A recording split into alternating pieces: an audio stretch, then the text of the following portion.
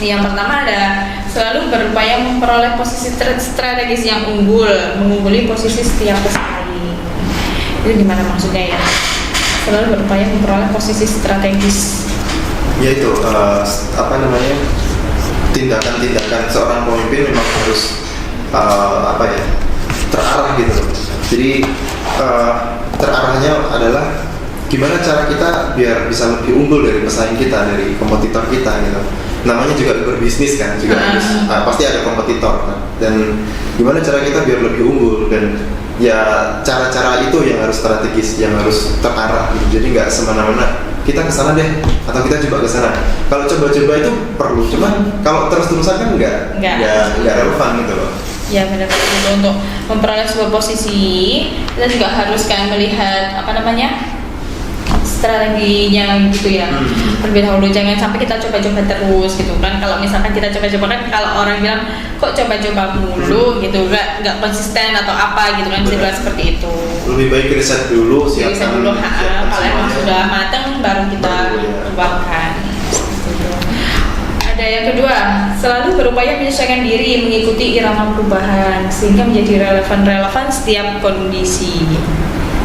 Ini juga perlu kan, kita harus mengikuti sebuah perubahan. Jangan sampai kita kalau dulu bisa dibilang dulu itu kan zamannya nggak ada kayak elektronik kayak gini tuh, nggak ada HP kan, cuma HP apa yang dibilang ya, HP ungkal lah gitu kan, nggak ada kameranya gitu, cuma bisa buat SMS sama telepon aja gitu.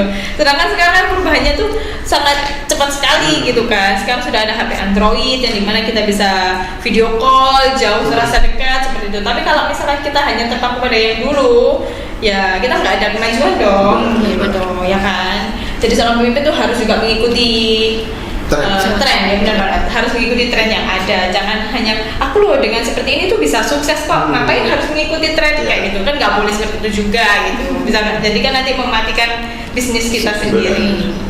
Yang dulunya promosi lewat koran, lewat media cetak, sekarang bisa lewat media digital gitu ya. Benar banget. Itu juga harus penting sih pelajarin sama calon-calon pemimpin gitu. Ya. Oke, kita lanjut ke yang nomor 3. Selalu membuat langkah-langkah yang tidak terbaca oleh semua pesaing, sehingga akan selalu melesat unggul ke depan mengambil kendali posisi pertarungan. Ini sama kayak poin yang tadi ya. Bergerak secara rahasia. Benar.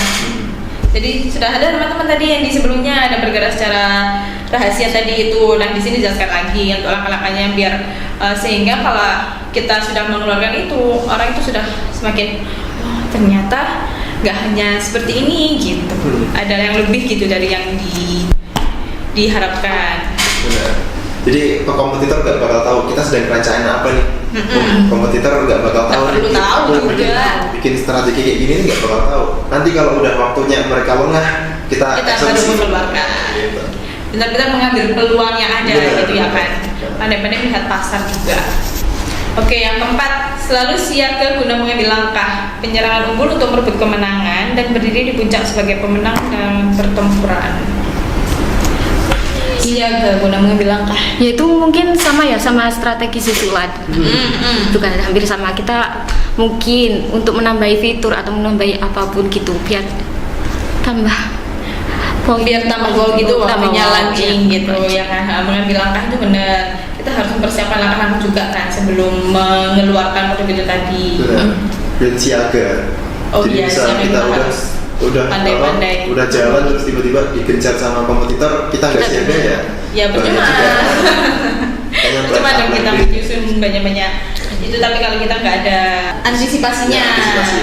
Jadi antisipasi itu perlu juga, jangan sampai kita sudah ada produk yang bagus nih, tapi kita sudah pede banget mau mengeluarkan itu, tapi nggak dilihat kendala-kendalanya nanti seperti itu. Dan sebelumnya kan pasti ada juga produk yang serupa misalnya kan, kita jadi bisa belajar dari produk tersebut untuk mengeluarkan produk yang lebih baru lagi. Gitu. Oke, ini sudah yang terakhir nih. Tindakan strategisnya selalu menopang kemenangan dengan rancangan kontingensi untuk mempertahankan keunggulan dan kemenangan sehingga tidak tersusul dan terungguli lawan. Benar. Ketika kita udah di puncak terus kita lengah sedikit pun bakal bahaya banget kalau udah tersalib. Jadi gimana cara kita mempertahankan posisi kita, jangan sampai tersalib.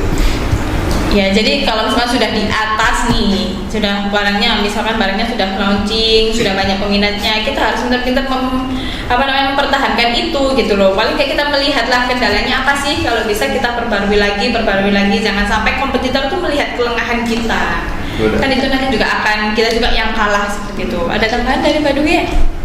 Cukup sih. Oke. 7 menit lagi. Ya. Oke, berarti kan dari hal situ juga seorang pemimpin itu tadi ada strateginya juga, ada tindakannya juga sudah kita bahas di sini. Nah di sini juga tadi kan saya sempat bilang ya kalau seorang pemimpin itu bukan harus laki-laki juga. Benar. Tapi di sini juga ada seorang perempuan gitu. Jadi sebagaimana kita sebagai seorang perempuan jangan mau kalah dengan laki-laki, tapi dalam hal bukan dalam hal misalkan nih harus laki-laki kalah sama perempuan dalam hal berumah tangga atau apa, itu nggak boleh juga. Kita harus sadar diri juga, sebenarnya kita sebagai seorang wanita juga gitu kan. Dari satu bab ini aja udah sangat luas banget gitu. Iya benar banget, banyak banget yang kita bahas di sini. Ada strateginya, ada 11 strategi gitu kan. Ada taktiknya juga yang sudah kita bahas, ada 5. Dari sini bisa kita ambil kesimpulan bahwa seorang pemimpin itu harus pandai-pandai mengatur rencana atau yang ada gitu. Jangan sampai kita sudah sebagai seorang pemimpin kita enak-enakan aja gitu kan. Jadi seorang pemimpin pun kita harus bisa berwawasan jauh gitu. Nggak boleh hanya berwawasan gini aja kemarin gini lo bisa. Kan kita nggak tahu kedepannya seperti apa gitu kan. Jadi lebih ke belajar lagi. Jangan hanya merasa puas dengan yang sudah kita capai. Benar. Ada kesimpulan lagi dari Mas Arjun dan Mbak Dwi ini mengenai kepemimpinan dari buku ini? Mungkin saya singkat aja ya. Mungkin pemimpin itu jangan berpikir pendek. Ya, Jadi benar. harus berpikir jauh ke depan, visioner gitu loh. Jadi apapun nanti perkembangannya, kita pun harus bisa. Mungkin tahun depan akan ada tren ini deh. Jadi kita harus riset lagi lebih dalam, kalau beneran itu akan jadi tren, kita udah siap gitu. Jadi pemimpin harus menjadi seorang yang visioner, memandang ke depan.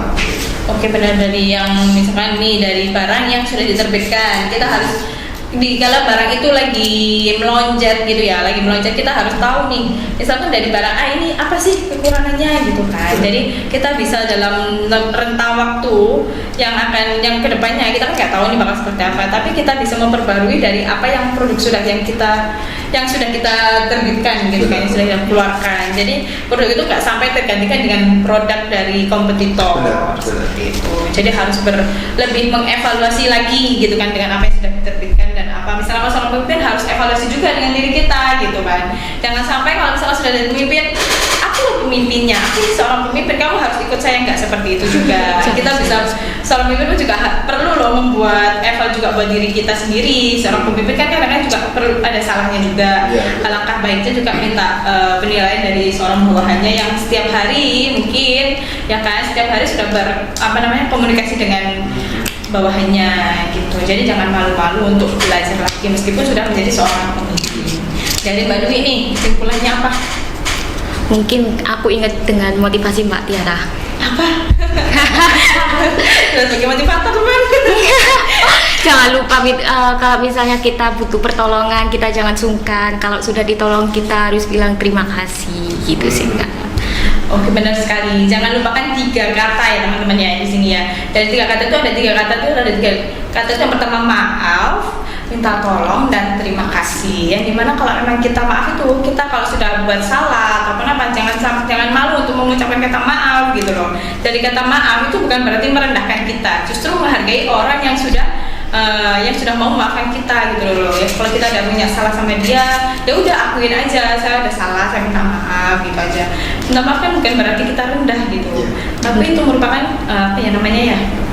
dari kata maaf itu membuat kita juga lebih tinggi juga gitu kan, mau memperbesar hati gitu buat kita. Malah lebih dewasa kan? Ya benar banget, mengakui kesalahan. Yang kedua ada kata tolong. Nah, jangan sampai kita menyuruh orang itu langsung menyuruh ini kerjakan ini, jangan seperti itu. Jadi alangkah lebih baiknya kita ada kata tolong ya, kerjakan ini gitu. Jadi orang yang dimintain bantuan itu dia tuh seneng gitu kan, mau menerima kita, mau membantu kita apa adanya gitu kan, nggak terpaksa. Ngapain sih nyuruh-nyuruh? Kan terkesan nyuruh banget. Kalau ada kata tolong itu kan orang lain kan jadi enak ya orang ini sopan gitu. Terus yang terakhir ada kata terima kasih. Oh iya. kata terima kasih setelah kita minta tolong sama orang, jangan enggan untuk bilang terima kasih. Misalkan sebuah rasa apresiasi.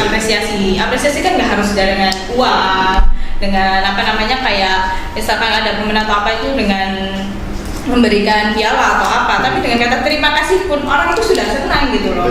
Dia merasa dihargai dengan apa yang sudah dia bantukan kepada kita. Jadi jangan malu-malu untuk mengucapkan 3 kata itu. Buat diri kita sendiri pun juga itu baik. Kalau bisa di apa namanya ya, diaplikasikan dalam kehidupan sehari-hari. Betul. Ada tambah lagi ya, Pak? Sudah nih? Sudah cukup yang kita sampaikan. Kali ini kita membahas yaitu strategi dan taktik seorang pemimpin. Jadi tadi ada 11 nih ya, saya rangkum lagi. Untuk yang pertama yaitu fokus, yang kedua ada introspeksi diri, yang ketiga ada kerja lebih baik, yang keempat amati lingkungan sekitar, yang kelima ada kelola waktu, 6 melayani dengan lebih baik, yang ketujuh ada menetapkan medan, yang kedelapan menetapkan sikap, yang 9 bergerak secara rahasia, yang ke-10 bertindak secara mematikan, dan yang terakhir strategi susulan. Berikut yang bisa kami sampaikan dari tim Coach Shop Indonesia. Kurang lebihnya kami minta maaf. Sampai jumpa kembali di bedah buku berikutnya.